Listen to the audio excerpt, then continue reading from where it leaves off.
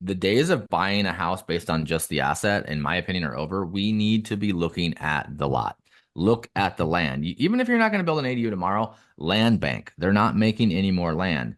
So I will not, I do not, cannot bring myself to buying a property that doesn't have some type of room on the property for infill development, either now or later. 2 weeks ago, we heard from the one and only Thatch Nguyen that ADUs are the new Bitcoin. He said it. I'm just repeating it. What did he mean by that?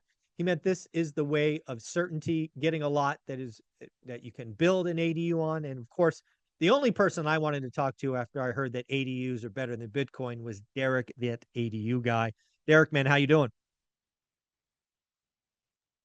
I'm great, Zuber. I'm glad to glad to be here. Glad to see some of my friends already in the audience, and hopefully I can help. Awesome. Well, why don't you, just in case somebody doesn't know who you are, talk about your mission. We've talked about it for 5+ years now. Just remind everybody of what your mission is, and we will catch up with where you are on that journey. Yeah, for sure. My goal is to influence 1 million housing units in my lifetime. And we do that by open sourcing housing. So we give away free affordable plan sets. And then we have a YouTube series that's also free where we teach people how to build the ADU plans that we give away. And then we open source a lot of other information on social media platforms. And we try to say yes to everybody who asks us to come on and talk about the mission. So that's what we're going to do today. There's no stupid questions. I hope I can help every one of you with your direct, personal, selfish questions that will affect you in your wealth building.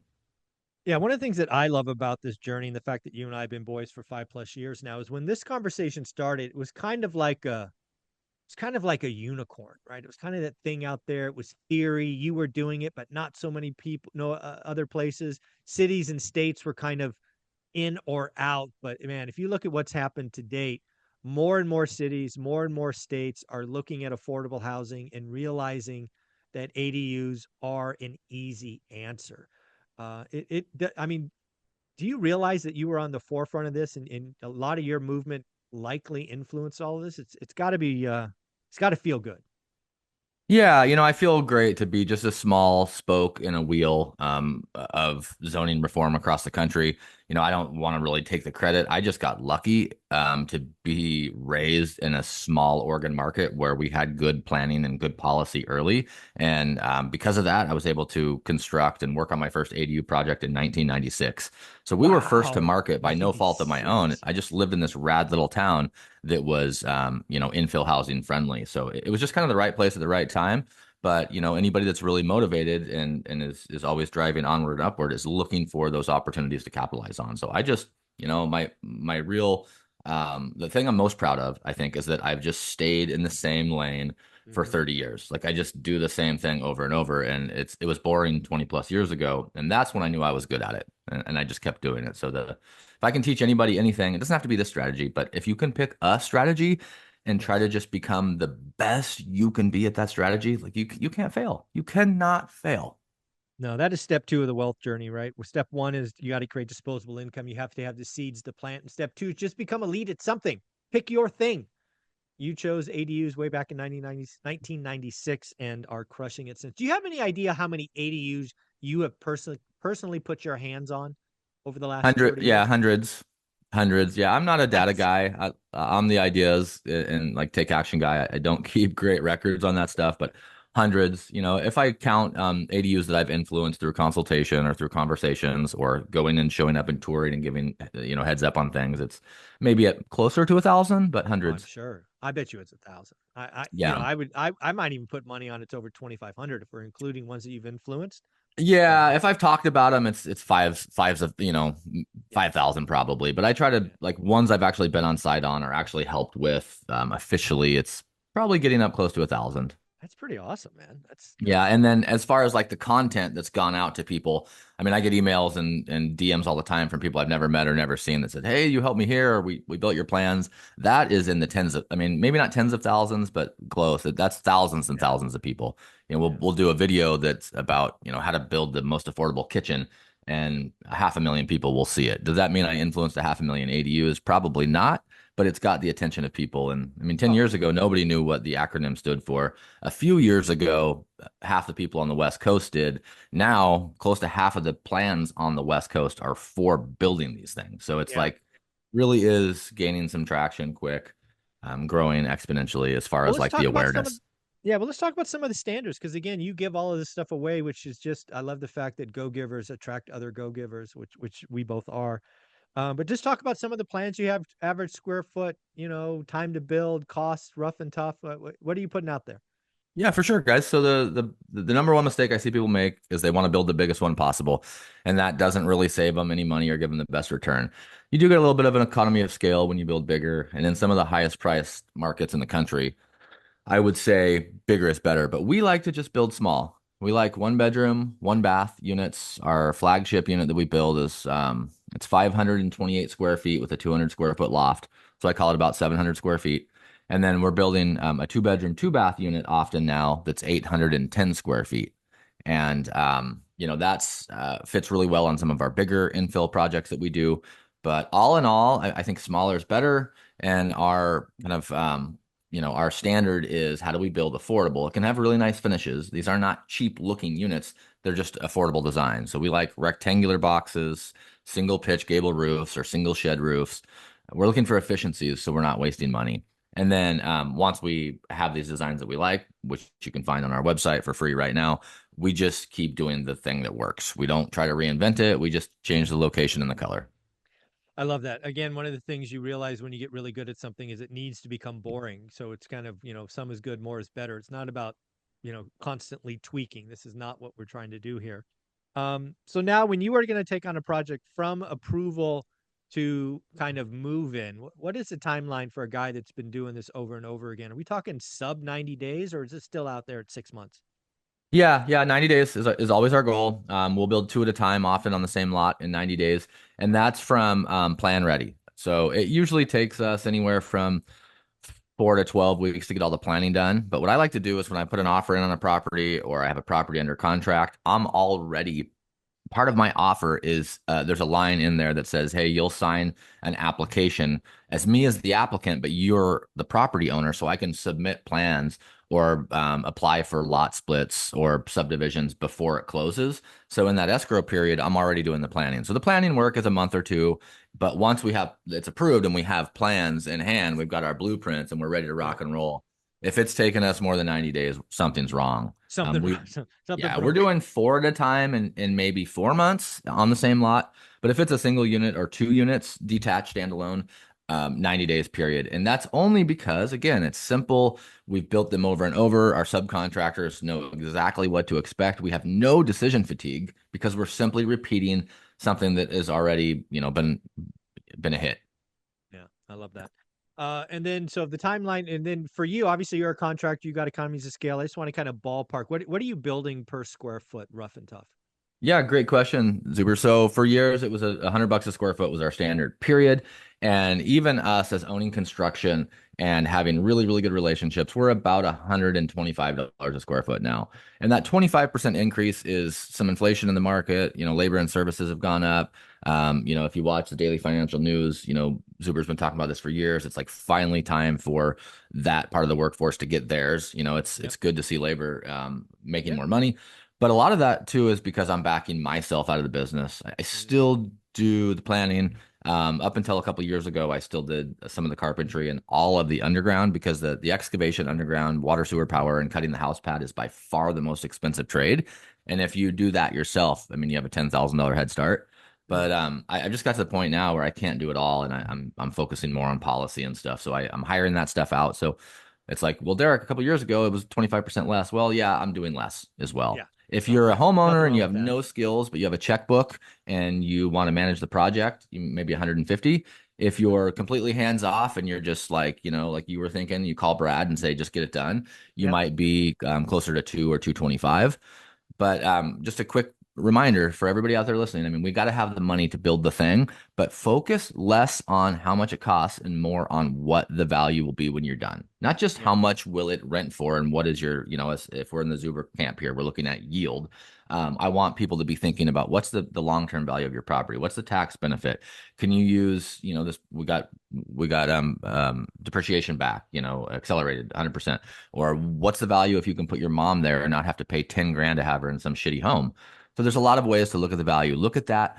with the price, not just the price. So those are, 125 if you're insane, 150 if you're going to manage it, and maybe up to 225 if you're going to be completely hands off. And that's for a kind of entry level builder grade. It goes up from there. Yeah, I love all of that. Well, let's catch up on a couple of things I remember us doing. Again, folks, raise your hand, put comments there. I do see a couple of questions, which of course you will be first up, but let's remind you to get them in there because we've only got Derek for about an hour or so. The last thing I remember us talking about is you were just on the cusp of building out a van. You were going to go from where you were currently living, which I remember being tiny at something like 600 or 700 square feet, to a 80 square foot van and travel the country. What's going on with that pet project? It's slowly but surely pecking away. So yeah, my 528 square foot, we call it the barn cabin, which is our favorite unit to build. I've been living in the barn cabin and I was going to move into 80 square feet. I bought a Ford Transit extended all-wheel drive high roof cargo van. And 528 square feet, just really quickly, is like more than enough for a single person. Like I didn't even use half of that house. The van has been tight. I bought that the last day of the year so I could have some tax shelter. I needed to go spend some money. And it's Yep. kind of sat behind my shop for months. I got the insulation done, the wiring done, the electrical systems in, the roof is in, um, the heaters in, the AC systems in, but like all my finishing work, the floor and the walls and all the cool stuff to make it look like a cool van you'd see on Instagram isn't done yet. But I've been using it a ton. And we've been traveling around. I'm going to do an ADU traveling road show where I go around the region and hopefully make it all the way. I've got some friends that have built in Mhm. Florida and Connecticut. So I'm in Oregon, far east, west coast, and I'm going to go across the country That's and I'm awesome. going to just interview people and do videos of their builds and kind of tell their story on the YouTube channel.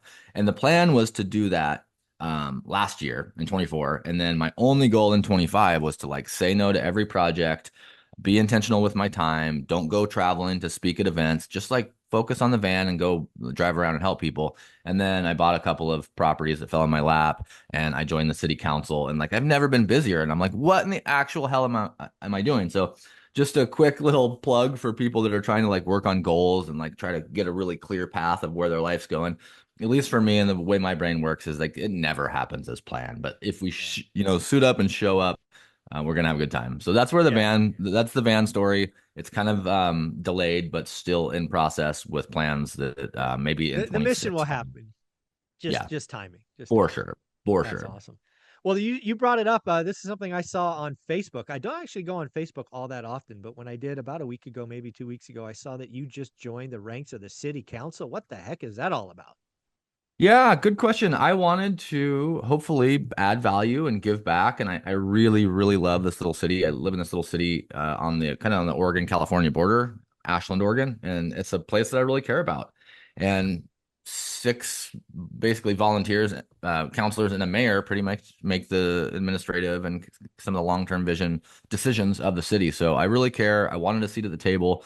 I've told my story before to some of the people in your audience. I know have heard it. For years, I used to go into the building and planning department and complain. And one day they said, "Hey, there's an opening on the planning commission. Do you want to do some work?" And I was like, "Gulp! Oh no! Like, what did I get No! myself into?" And I did that, and it was an amazing experience. And I learned so much. I learned so much more about zoning, and I was already pretty good at it. So I know that if I get involved with local political action campaigns, or if I get involved with decision making at the local level, I can learn a lot. I have some skill sets that I think will help. We have all these really academic people, amazing politicians, like people that are, I mean, their IQ is two or three times mine. But what we didn't have, I didn't think, or what we could use more of was like somebody that's maybe worked with the policymakers and been in the ditch and actually done the things that have been implemented by the city. So I wanted to have kind of a more blue collar representation in our Yeah. city. So that's why I threw my hat in the ring. There were some really high caliber people that applied. I didn't think I would get it. I just did it to say, well, at least I tried. And then I was like, oh crap, I got it. So that's been a cool new journey. It's a lot of reading, a lot of meetings, but I hear it's really rewarding. It hasn't felt rewarding yet. It's just felt like work, Yeah. but we'll see. Yeah. I love it. Well, again, I think it's part of the mission, and I think getting behind the wall will be eye-opening for all kinds of good reasons. Probably some frustrating ones as well, but I think net it's going to be a positive. And frankly, we all get to benefit from your suffering. So I'm Thank you. pleased. All right, it's time for questions. Again, folks, raise your hands, put them in the comments. We're going to go to Kevin first. Hi, Derek. Do you have any tips for sourcing, vetting, back checking, QCing subs for someone trying to do it semi remotely, 1 to 1.5 days a week on site?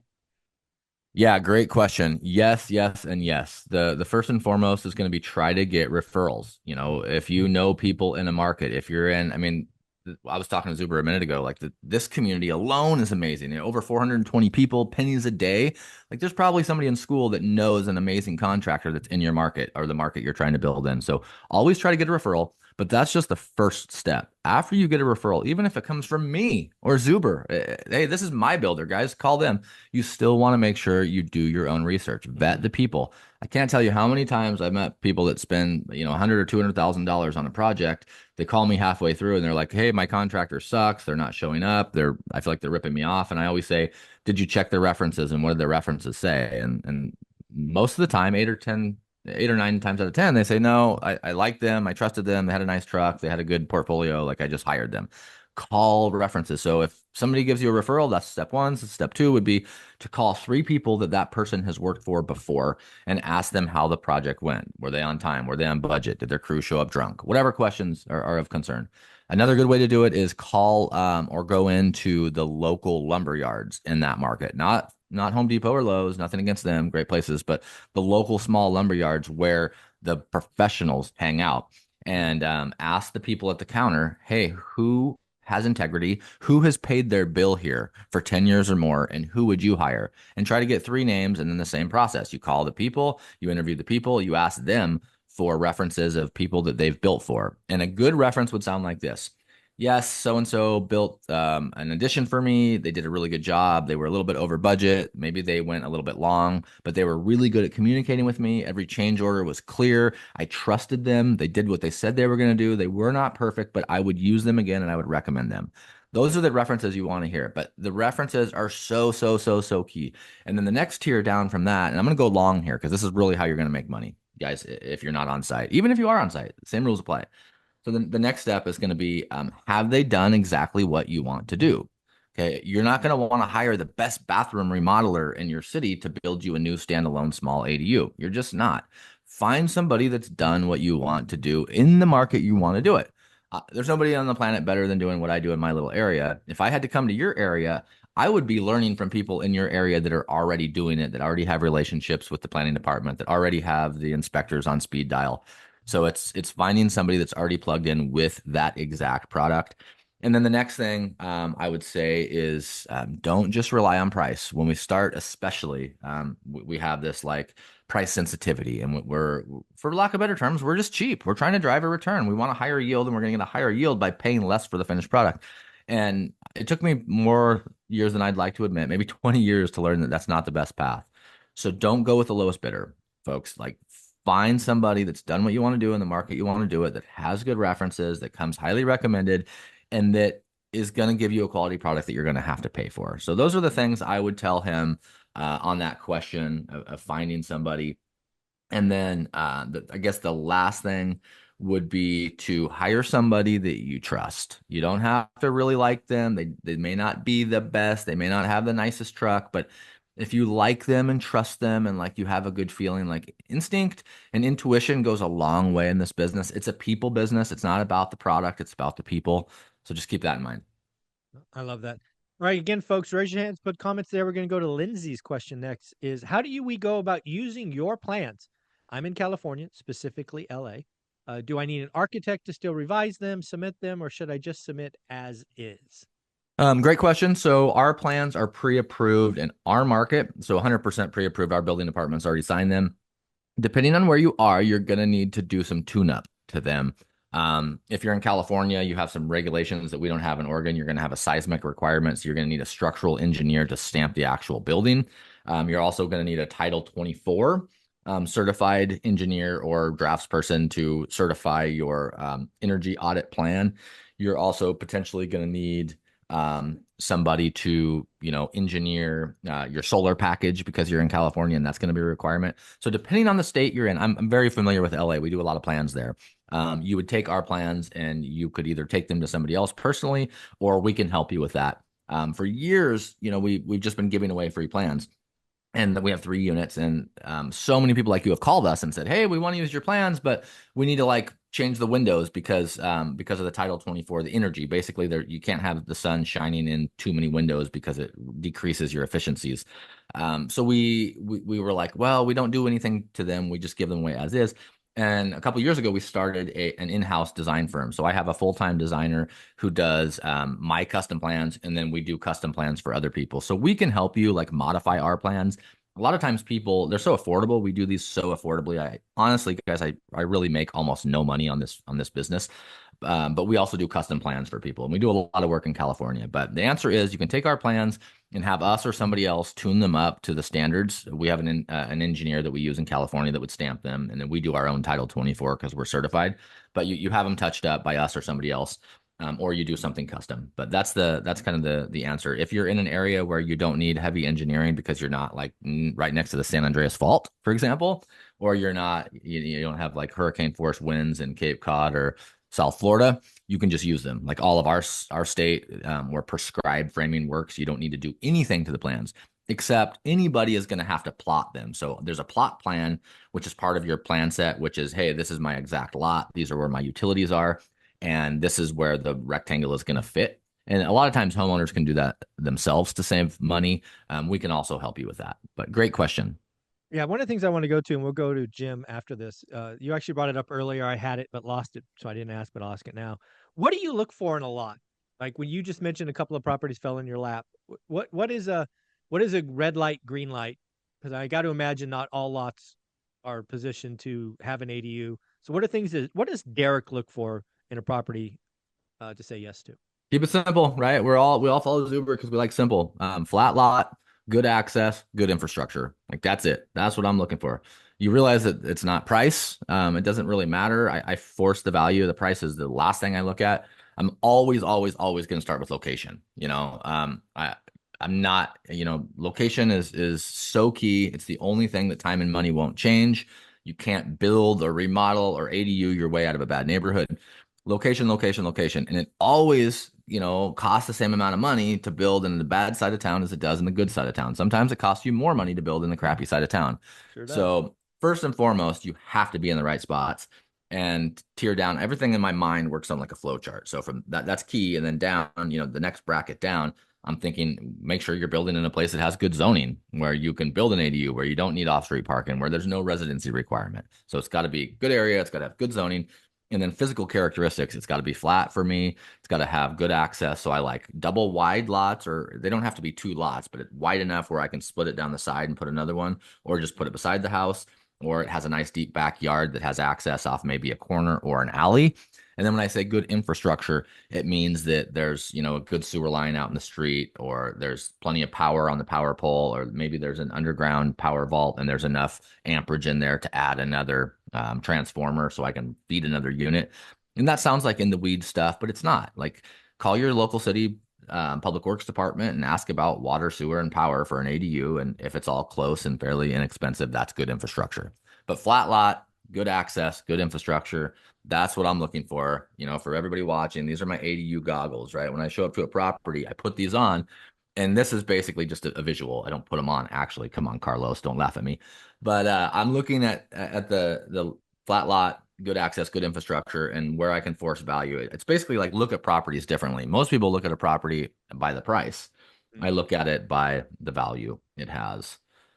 love that. Love that. So All right, Jim, that's we're kind of going. my just Oh, that's my lot pitch there. perfect. Love it, buddy. All right, Jim, you're up. My thought's doing like a 4 unit on the same property. On your plans, have you ever done it where you've had 4 different facades, same frame, but just do different facades? Lots of times you need to watch. Yeah, I've got awesome content that will help you. I have Okay. a playlist called Infill Housing Development where we just did 4 different units. I have several properties where I've done that. And we do that exactly that. We change the front porch and we change the color and we change the orientation. But we do packs of 2, 3, and 4 often.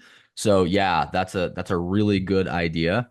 Some things I've learned because when I first started doing it, I would put them all in there like 2 by 2 or 3 by 3 with like this really rectilinear design, and they look kind of sterile. What I've learned lately, and this is like took me a lot of years to learn, if you're gonna do 3 or 4, um, break them up, maybe not put them all in exact plane, and don't skimp out on like a landscape architect or at least a good landscaper to help you make them look less like a barracks compound and more like a cool little cottage cluster. Yeah, I That's was some thinking like a communal area in the middle, nice little garden Yeah, area. That's my totally. If thing. you can do Yeah. some kind of like open courtyard Yep. and good landscaping, and like as opposed to just doing fences between 6 foot buildings, maybe do some nice buffering. It took me a long time to learn, spend money on landscaping to make them look nice when you're done. But yes, we do those often. That playlist is infill housing development, and it's long form. That they're all horizontal and they're longer videos. And I literally talk about and get in the ditch and hook up water, sewer, power. We cut all the pads and we build 4 different units. But there are two plans. There are 2 bedroom, 2 bath, and our 1 bedroom, 1 bath. We just build them here, and then we built them in the same courtyard across the courtyard, and they're just different colors, pointed different ways with different porches. And that's on your YouTube channel, right? Yes, Perfect. yeah, all free. And Yeah. then so California, most people I know that do ADU builds, they're talking 250 to 350 a square foot. Yeah, they're probably hands off and they're probably over designing and overspending on their units. Or they might have bought, I couldn't do what I do if I bought on a hillside lot or if I bought a property because it was a good deal in a good location. But in order to upgrade the power, I'm going to have to do underground from 4 poles away. And that's a $60,000 upgrade before I even start. So you have to line up all the pieces. Like all the dominoes have to be lined up to save money.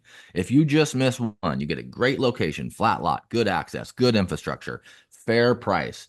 And then all of a sudden you realize that the sewer line feeding the house, the primary house that you were going to tie into, is 8 feet deep and it's clay and it's crushed. And the city says, we're going to let you do your 4 units, but you're going to have to upgrade the sewer line of the primary house.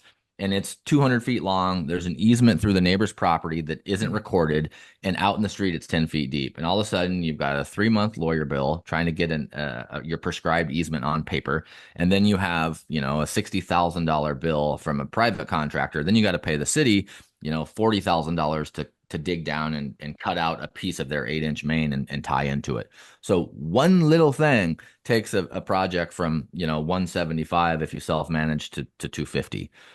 I'm not saying that you can always build for that price, but what we do as investors, if we own a property and we're going to build an ADU, we have no choice. We work with what we have. But if we're investors, we're just sitting there, with our ADU goggles on, watching balls go by. One of my favorite analogies is Warren Buffett talking about Ted Williams' book, The Science of Hitting, and like in investing, there's no called strikes. You don't have to buy anything. We're just sitting there watching pitches go by, and we're waiting for that one in the sweet spot where we bat 400. So you're able to look for properties that are going to be affordable because you did your homework. Yeah, I should have prefaced that. That's California. That's existing homes that are adding an ADU. Yeah, That's and a big that's difference. also with profit. Another thing I talk about often is we have this tug of war. We have the building contractor who's pulling this way, rightfully so, because they're trying to build a business, they're trying to create profit, and they need to feed their family. And then we have the investor, pulling this way. The only way to pull the same direction is to do both. So Yeah. that's why, owning construction and owning the property and, kind of owning the process, we're able to really whittle those prices down. And one thing I'll say, the last thing I'll say on this topic, I call it like the 3% rule. And that is everything you can do with your brain and your network is going to save you 3%. So if you can do the landscaping, you're going to save 3%. If you can write your own contract and not have to, pay a realtor when you buy the property or you go direct to seller, that's going to save you on average of 3%. If your, brother is an electrician and can give you the brother-in-law deal, that's 3%. So you stack up, 5, 10 skills, and you have a 15% discount on construction that nobody else has. Stack your skills up, and each skill you stack is going to save you approximately 3%.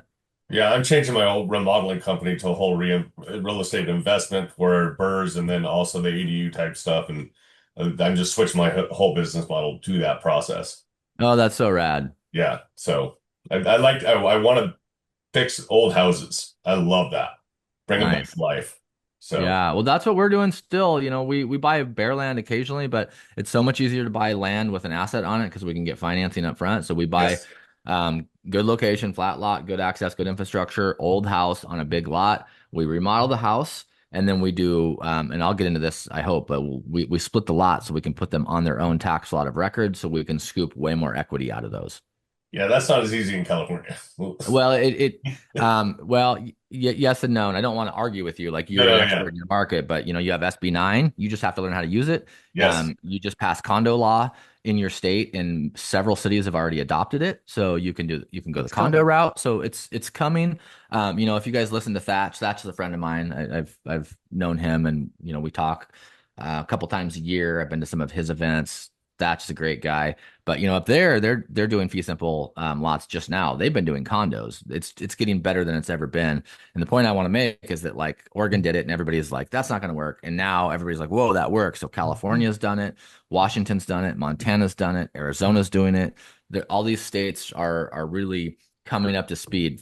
First, it was like, no, we don't want to do ADUs, and then a few years later, the constituents forced the public, the voters, they forced the decision makers to allow ADUs, and then within a few 3 to 5 years after that, laws start coming out on how to break them off and put them on their own lots, either with fee simple lot partitioning or condo law.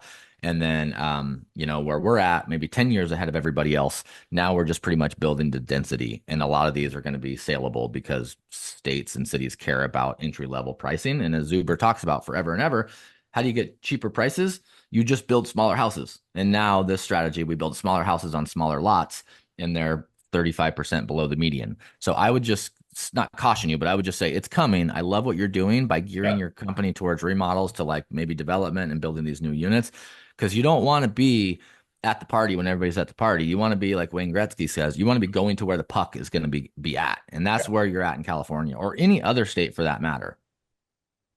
Thank you. I appreciate it. I can go all day if I want. Yeah, of Thank you. course. Yeah, you're welcome. All right. Thanks, buddy. All right, we're going to do a comment from John. Just again, get your comments in. We will go down the list. Carlos. Have you ever built an ADU on a property that was already multifamily? Yeah, that's a tough one to answer. I mean, no.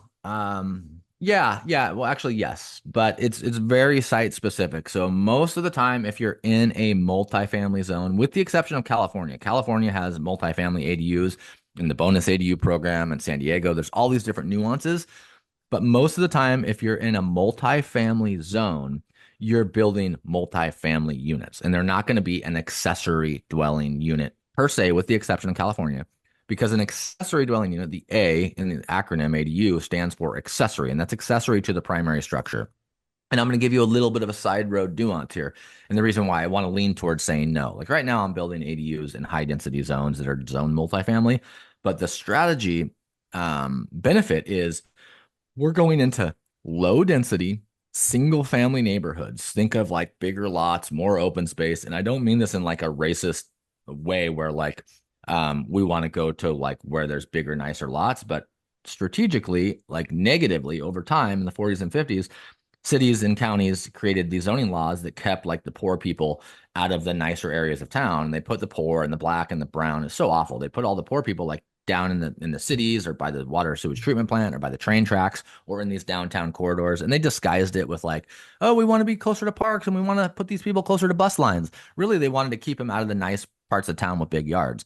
What's so powerful about the ADU is you can take a multifamily zone that may be in a more desirable neighborhood with a little bit more green space and less busy, less congested, less pollution. And you can take that lot and turn it into a multifamily lot by building one or two or multiple ADUs. So my gut answer is yeah, we can do that, but my ADU goggle answer is no. We're looking for what we call a high demand, low supply product, which is a single standalone small unit in a great area that somebody's going to want to live in. And all these market rate units are coming online, and most of them are multifamily. Most 1-1s and 2-2s anywhere in the market are going to be shared wall, sidewall, over, under, whatever. And we're building that product in a nicer area with nicer finishes, and it doesn't share a wall. And where do you think the tenants are coming? Yeah. They're coming Exactly. to us. Yeah, it's So funny. single family neighborhoods. I've said for a long time, I buy a lot of houses over the years, and my best performing units are always 1 bedroom, 1 bath homes, because once they move in, they don't leave, right? They go out feet first. So again, this is where it's going. All right, so we got a question from, I'm going to say Kai.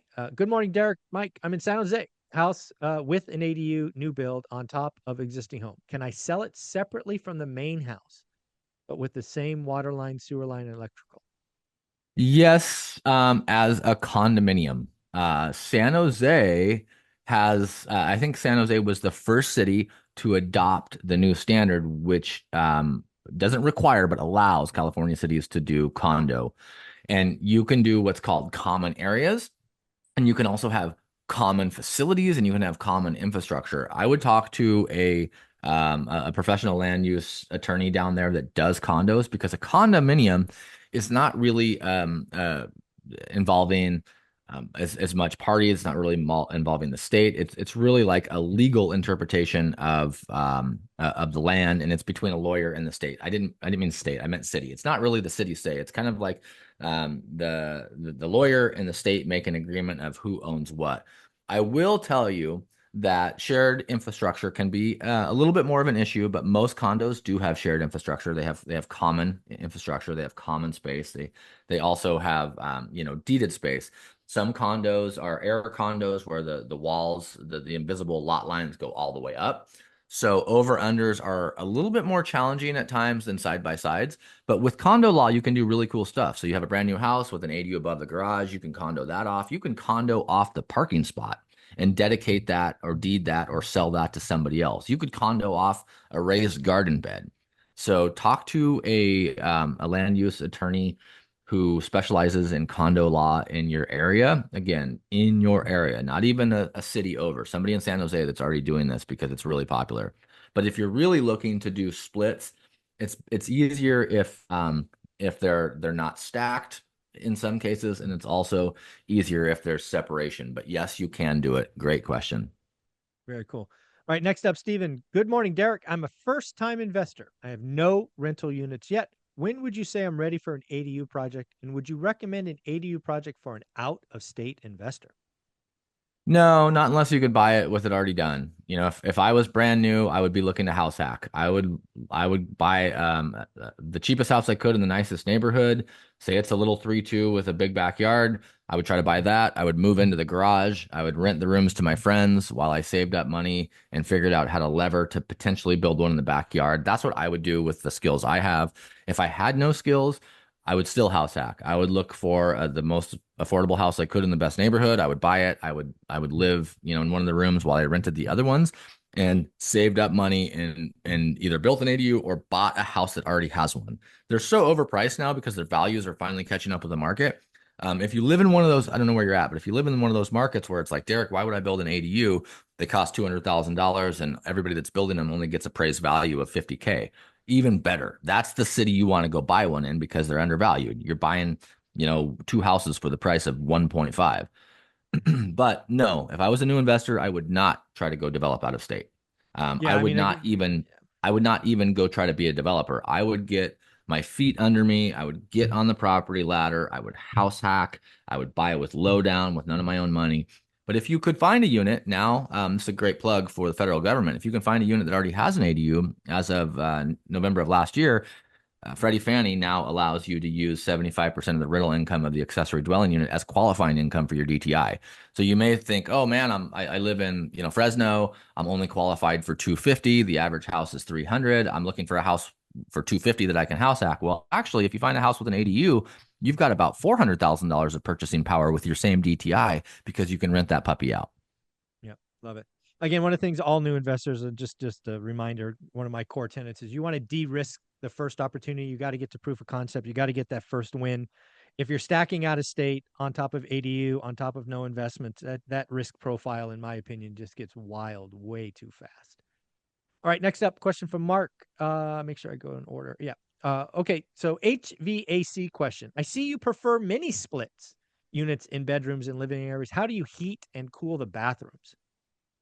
Yeah, it's not perfect. It's not the best science ever, but what happens is we get a forced air, like the house is pressurized with hot or cold air or dehumidification, whatever we're using, because to today's standards on our new builds, everything is so gosh darn tight. In a perfect world, you can put small heads in the bathroom. I personally like a central air register fed system. I think it's a little bit more efficient when it comes to putting hot and cold air on your body.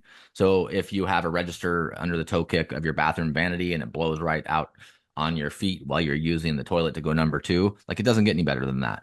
But if you stack that against the inefficiencies of running ducted systems and the price of running ducted systems against the efficiency, the ease of use, the length, the warranty of a mini split, we don't get hot or cold air directly blown on us in the bathroom. We put them strategically in the house. Usually one head pressurizes the whole place. And because they're so tight, that house, it pressurizes. That temperature is like instantly everywhere the same, the same. So that's how we go about that. Yeah. So if somebody want to reach out to you to get some local plans tweaked, or do we just go to thataduguy.com, or how do you want people to reach out? Yep. Thataduguy.com is where you can find me. Right at the top of our homepage, there's a big red button that says free plans. You can click on those. You can look at the PDFs and see if you like them. And then on that same page, you can click through, go to the hamburger and click through our pages, and you can read about me. You can see our website. You can see our videos. You can see our custom plan stuff. I have a Google Doc that I just send people, and it's like 6 questions, and you answer those questions, where you're at, what size you think you want, what are your setbacks if you know them, and that goes directly to me and to Shrantha, my designer. And our, not to plug what we do, but we try to give people plans within 10 days, and we're half price on average. We're half price of anybody else in any market.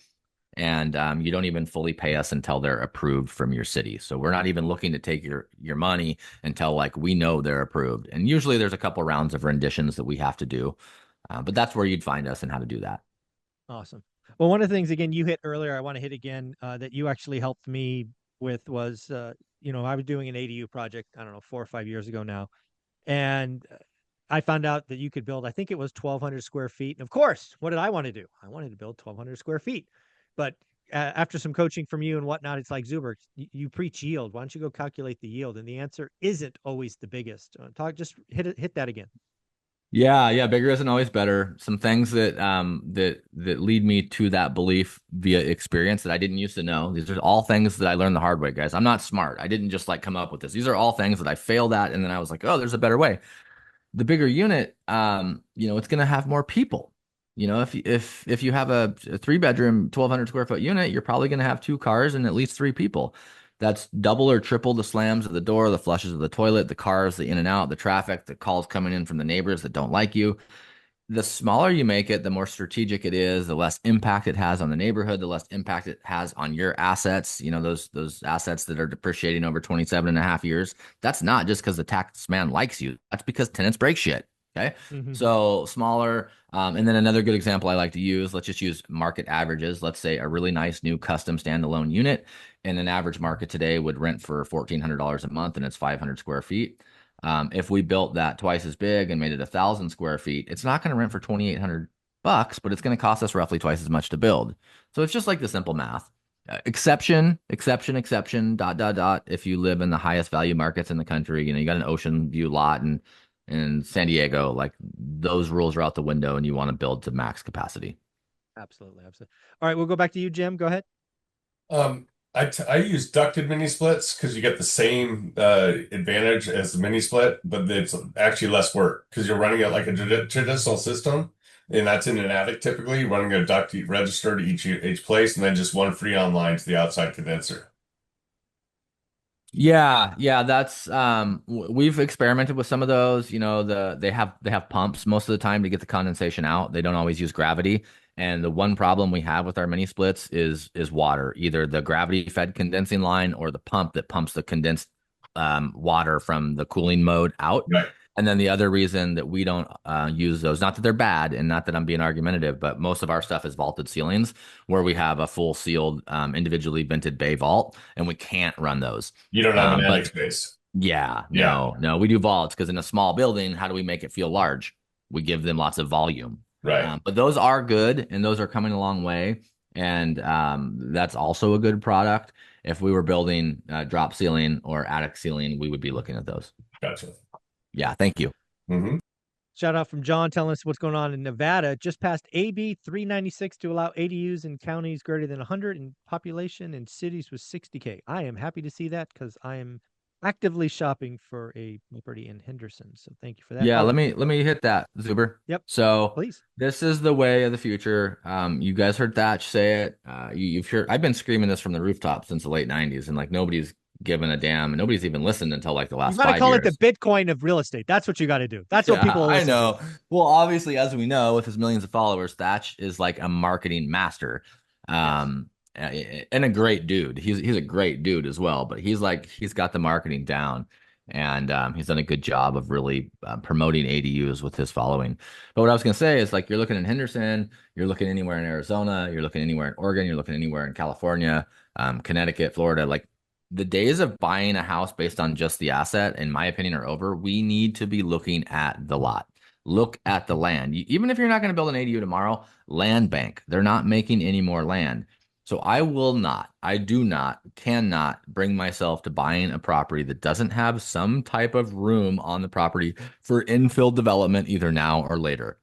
So if you're looking at a couple places and like you've got your buy box and you've got the 20 that you're looking at every day and you know what average is, not going to change your book. But if there was one more thing I would put in there, it's like, what expandability does this have? Because you could look at a property that's very similar that maybe falls right out of your average and maybe falls right out of a good deal based on yield, but it has 5,000 square feet with alley access in a good neighborhood that later you can split off because, you know, Mm-hmm. in Henderson, they're like, okay, now you can have ADUs, but you still need to have these couple little things. Well, in 3 to 5 years, they're going to be like, now you can sell your ADU if you have room to Yep. split it off, and you have whatever, say a 4 foot setback on all 3 or 4 sides.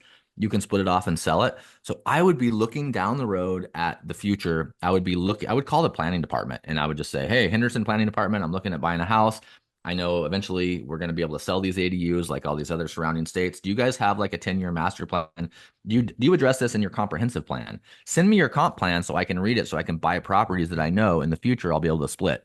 They're paid based on our tax dollars to help us develop. Call the experts and ask them to help you. That's simple. Love it. Love it. See, this is why we talk. All right, we're going to go to Jeff here. He's got 14 rental single family homes. One is a corner lot with a large backyard. I like where this is going so far. Does a corner lot work well for ADUs? Any pointers for government permits? Any pointers to run water sewage line around existing home? Yeah, corner lots are great. I like corner lots mostly because they have access from 2 points. Yep. So the traditional like little narrow deep lot with a house and we build an ADU in the backyard, the tenant has to walk down the side yard past the main house. And that's not a deal breaker, but it's not ideal. What's even better is if there's a lot in the access in the back off the alley, there's a lot access in the front off the main road. You put a dividing fence up between the two and they don't even know they're on the same piece of property.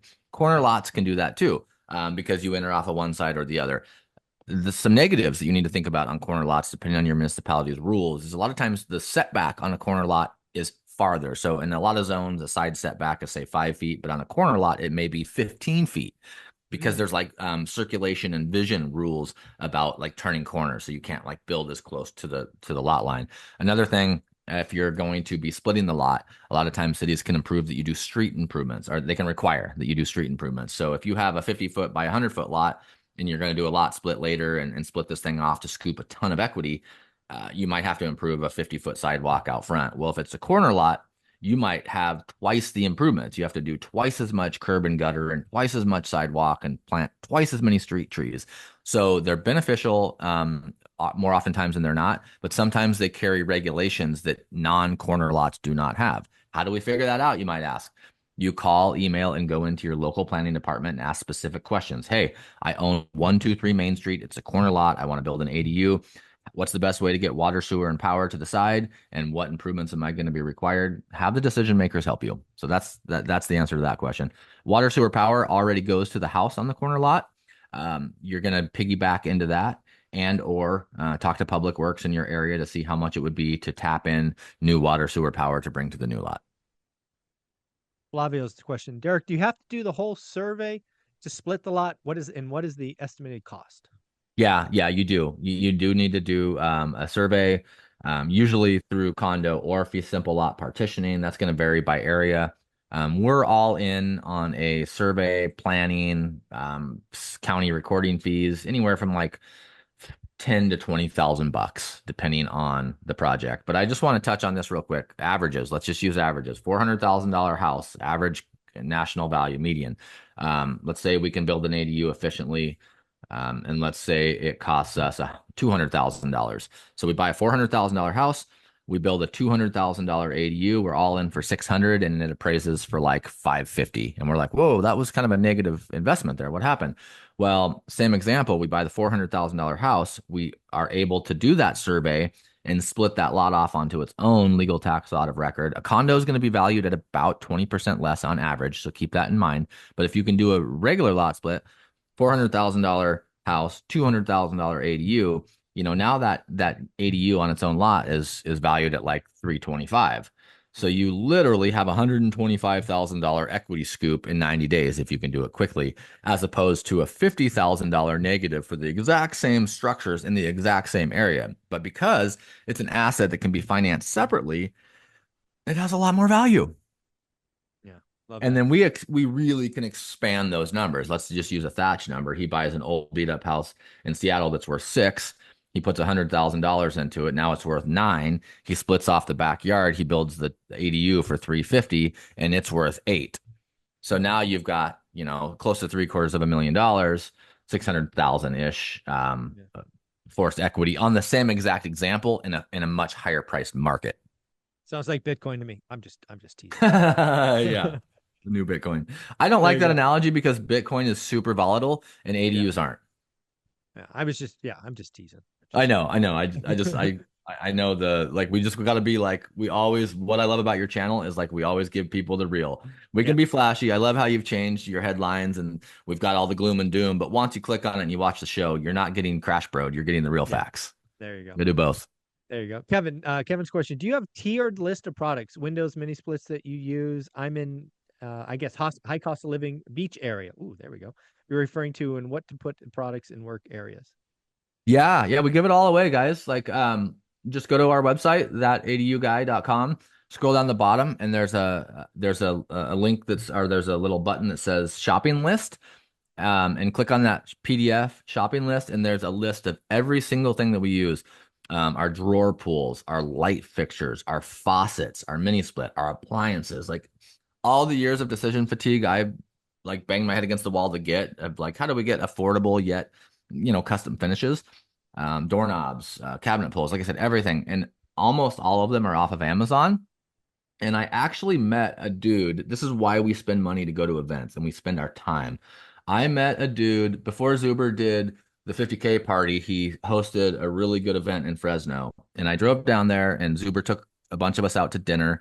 And I sat by a guy, I think his name's Nick. He was the AV guy from the church that came to help you. Yep. And I sat, and Carlos was at that table, and Carlos's wife.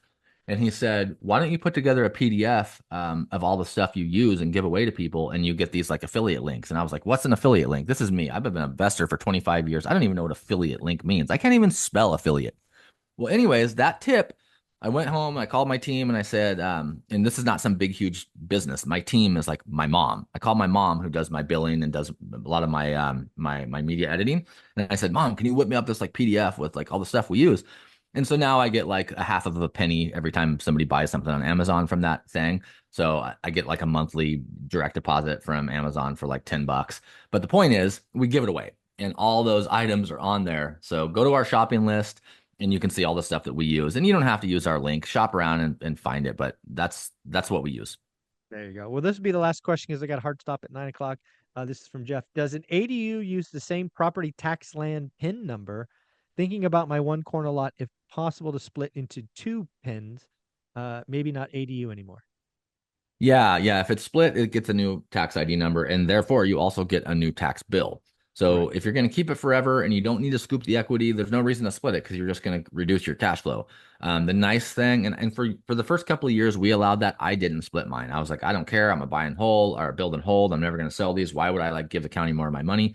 And Mhm. then I realized that I can scoop that equity and get more velocity to go do more Right. stuff. And The then cash also flow. for the Yeah, yeah. first time in my career, I've thought about maybe someday I'll sell something. I don't know. And before they change the laws, I may as well just split all these off. And I took a portfolio of a bunch of units. And when I split a bunch of them off, I forced a couple $1 million of equity in a year by just doing paperwork. And I was like, oh my gosh, this is the easiest work I've ever done in my life. Like, Let me why am I sign my working name so a few hard? times. Yeah. Yeah. So that's kind of the long and the short of that. Yeah. It's Love it. worth Well, it though, because you can scoop so much more equity out to go do more stuff.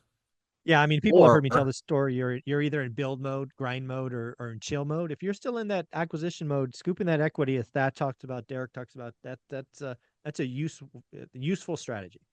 And then another thing that I'm looking at as I'm getting older now is like, well, if I'm just gonna live out, I'm getting to the point, folks, where like I'm not burned out, but I'm ready to stop. Like I don't want to do this forever. I did this. I've worked dark to dark for so many years, so I could like enjoy my life.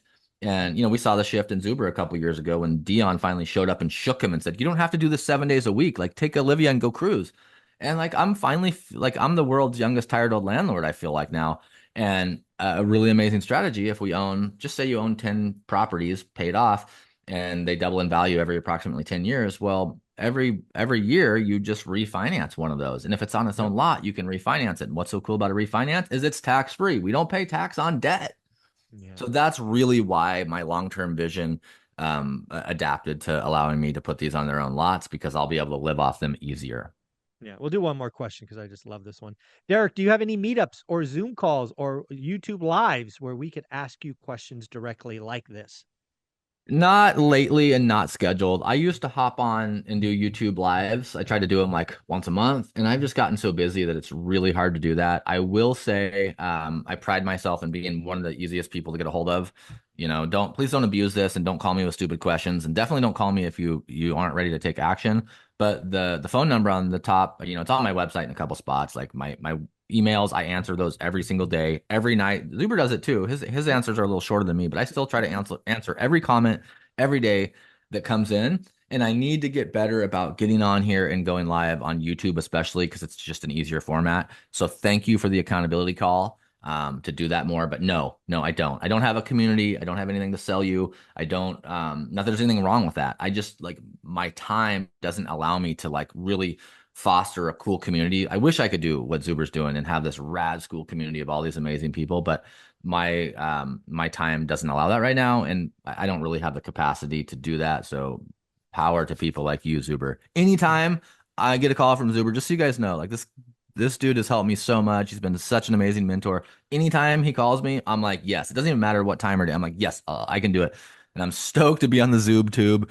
You guys are awesome. I brag about this all the time. My secret weapon to like keeping up on finance and the macros and what's going on is the daily financial news. So really, really cool. Mike Butler in Fresno introduced us. And like I'm forever indebted to that guy. Whenever I see Michael Butler or I see him post something, I think like, dude, he gave me the best intro ever, hooking me up with Zuber. So great community. Get out, meet people. Yeah. We miss 100% of the shots we don't take. Don't be afraid to fail. I have stuff up every single day on stuff we've done for 30 years in a row. Just like get out there and do it. Yeah. Another thing, folks, just is the school community. I'm going to make sure I get Derek inside school so I can tag him on questions that are ADU related. That way we can get him more involved in our own little community here. Derek, you're amazing, buddy. Take care of yourself. Thanks. Appreciate it. Thanks, Later. guys. Good to see you, Carlos. I saw a bunch of my friends in here. Good to see you guys. That's awesome.